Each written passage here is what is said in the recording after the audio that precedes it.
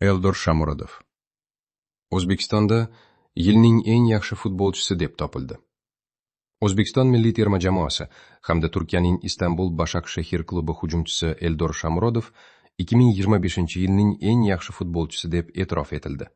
Bu haqda O'zbekiston futbol assotsiatsiyasi yil yakunlariga bag'ishlangan taqdirlash marosimida ma'lum qildi.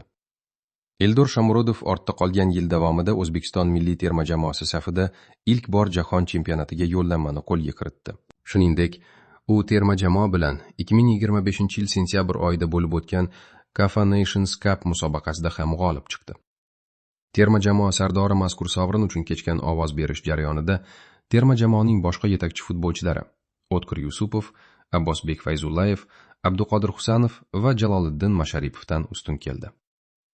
Ma'lumot uchun, 2024-yilda Abbosbek Fayzullayev ovoz to'plash jarayonlarida Abduqodir Husanovni atigi bir bolga ortda qoldirib, O'zbekistonning eng yaxshi futbolchisi sovrinini qabul qilib olgandi.